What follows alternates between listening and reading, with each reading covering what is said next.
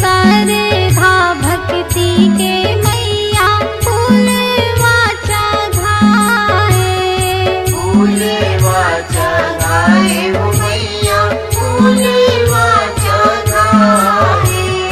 भगत के बनाए सब काजे महामाया हो मैया, मोहनी माता ही हर बिराजे हो।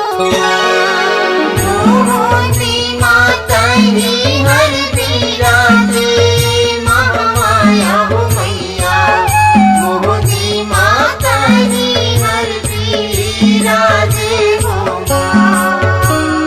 मोहनी माता ही हर बिराजे महामाया हो मैया, मोहनी माता ही हर बिराजे हो माँ।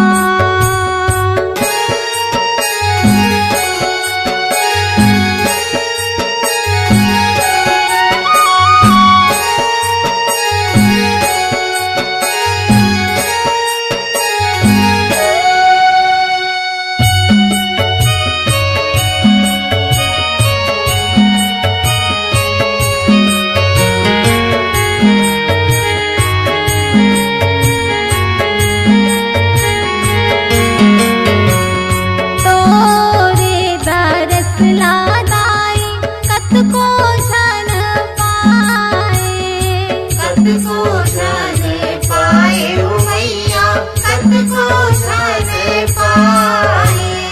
मन के मनौती दाई सबके पुराए, सबके पुराए हो मैया सबके पुराए।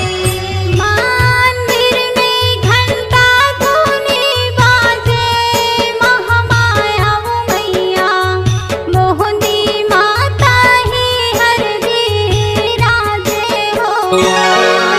मोहनी माता ही हर बिराजे महामाया हो मैया, मोहनी माता ही हर बिराजे हो।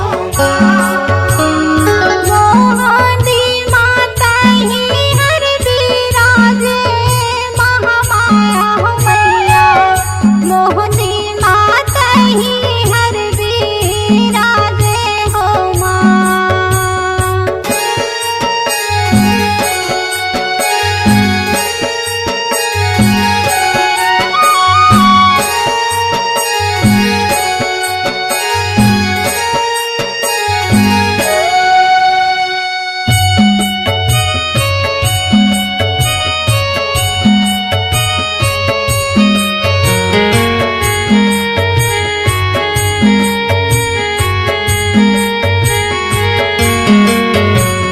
खेत भीतर हादाई तू ही ला सुहाए, तू ही ला सुहाए हो मैया तू ही ला सुहाए। तोरे जैसे लादाई निशा से न गाए, निशा से गाए हो मैया निशा से गाए। बहती दरिया के रखे लाजे महामाया हो मैया, मोहनी माता ही हर बिराजे हो। मोहनी माता ही हर बिराजे महामाया हो मैया, मोहनी माता ही हर बिराजे हो। मोहनी माता ही हर बिराजे महामाया हो मैया, मोहनी माता ही हर बिराजे हो। मोहनी माता ही हर बिराजे महामाया हो मैया, मोहनी माता ही हर बिराजे हो। मोहनी माता ही हर बिराजे महामाया हो मैया,